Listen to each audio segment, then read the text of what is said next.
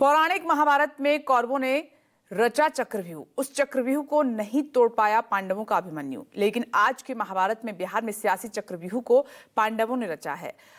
अब आप सोच रहे होंगे कि हमने पांडव को चक्रव्यूह रचने वाला क्यों बताया। दरअसल बिहार में बीजेपी के नेताओं से अमित शाह ने कहा था कि बिहार एनडीए में अब 5 पांडव हैं। और ये पांडव कौन हैं आपको बता देते हैं। BJP, JDU, LJPR, Jitanram Manjhi की हम और उपेंद्र कुशवाहा की राष्ट्रीय लोक समता पार्टी। एनडीए के 5 दल बिहार में एक साथ लड़ रहे हैं और सामने है राष्ट्रीय जनता दल के तेजस्वी यादव। बिहार में एनडीए के ये 5 दल मिलकर ऐसा कौन सा चक्रव्यूह रच रहे हैं जिसे लालू के अभिमन्यु तेजस्वी नहीं तोड़ पाएंगे। मतलब एनडीए के ये 5 दल कौन कौन से मुद्दे लेकर सियासी महाभारत में उतरने वाले हैं जो तेजस्वी के सामने सबसे बड़ी चुनौती बनी हुई है।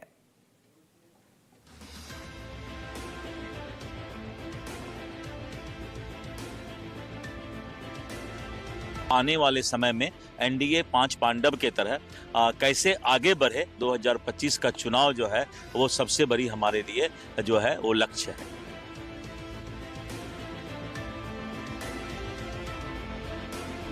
जिस मजबूती के साथ ये गठबंधन आगे बढ़ रहा है, ये एक विनिंग कॉम्बिनेशन है। बस एक ही मूल मंत्र था, कैंडिडेट कोई हो, पार्टी कोई हो, हम सबको एक यूनिट की तरह लड़ना चाहिए, एनडीए के रूप में लड़ना चाहिए। ये लोग झूठ बोलने आए हैं, झूठ बोलेंगे, ठगने का प्रयास करेंगे, जुमलेबाजी करेंगे, इनका काम वापस हो जाएगा, फिर जहां चुनाव होगा वहां चले जाएंगे। लालू के दोनों लाल मुख्यमंत्री बनने की तैयारी कर रहे हैं। बेटी राज्यसभा सांसद है, दूसरी बेटी को लोकसभा लड़ाया। राबड़ी जी पूर्व सीएम रह चुकी है। पूरा परिवार लालू जी ने सेट कर दिया।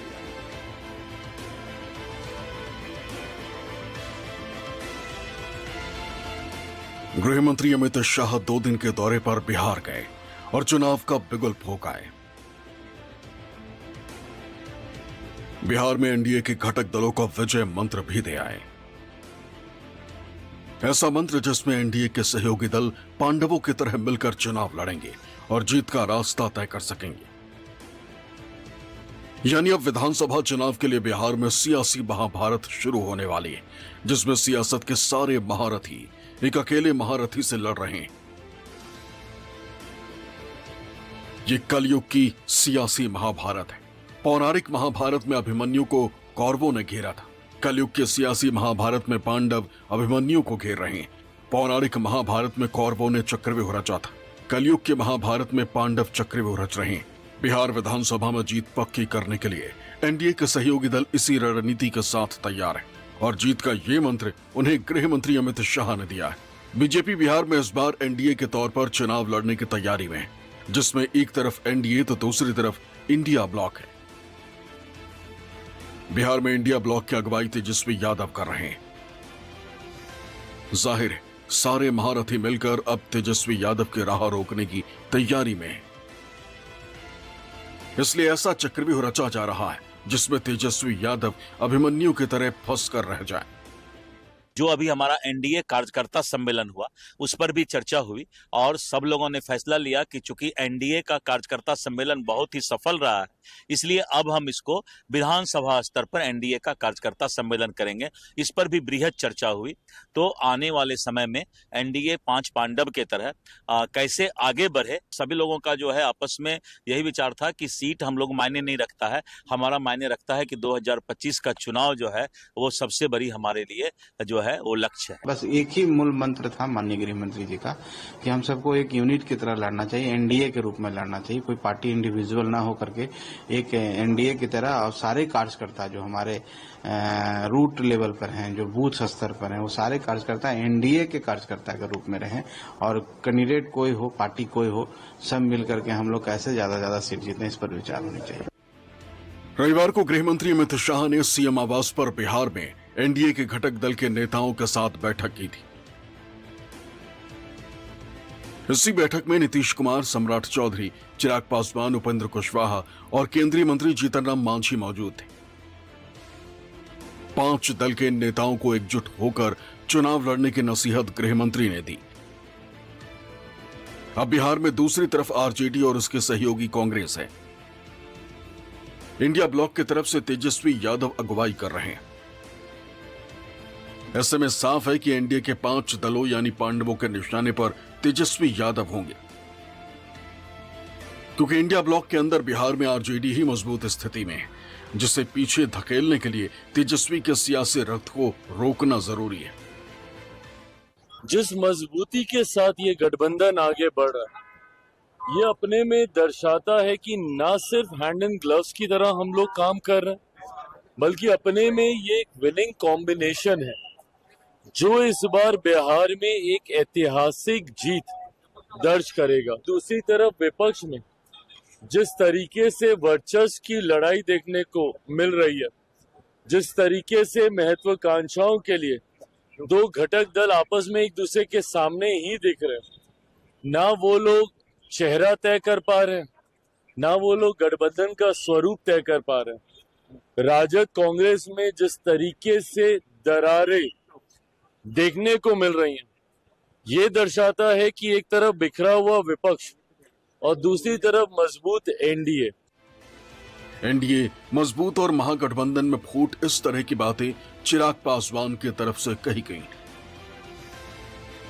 लेकिन पांडवों की जोड़ी बिहार में अभिमन्यु की भूमिका में दिख रहे तेजस्वी यादव को कैसे घेरेगी और पांडवों के चक्रव्यूह को तेजस्वी यादव कैसे भेदेंगे, वो समझिए। बिहार चुनाव के लिए एनडीए की कोशिश तेजस्वी यादव को 5 मोर्चे पर घेरने की तैयारी है। लालू यादव के जंगल राज के जरिए हमला किया जा रहा है। परिवारवाद को लेकर भी घेरेबंदी का प्लान है। इसके अलावा M+Y यानी मुस्लिम यादव और दलित वोटर्स को साधने की कोशिश। इसके अलावा बूथ लेवल पर पहुंच बनाकर और विकास का मुद्दा बनाकर तेजस्वी यादव को घेरा जा रहा है। चक्रव्यूह के ये 5 ऐसे पड़ाव हैं जिन्हें पार करना तेजस्वी के लिए जरूरी होगा। अगर कहीं भी चूक हुई तो 5 साल इंतजार करना होगा। इसलिए एनडीए के 5 दलों को मंत्र यही मिला है कि पांडवों की तरह इस चुनाव में एकजुट होकर लड़ा जाए। 5 जो पांडवों की बात वो कर रहे हैं, एनडीए मजबूत गठबंधन में होने के बावजूद भी जो एंटी इनकम्बेंसी का जो नीतीश कुमार का जो बैगेज है, उसके सामने तेजस्वी जी कहीं ना कहीं से अपने को साबित करने में कामयाब हो रहे हैं।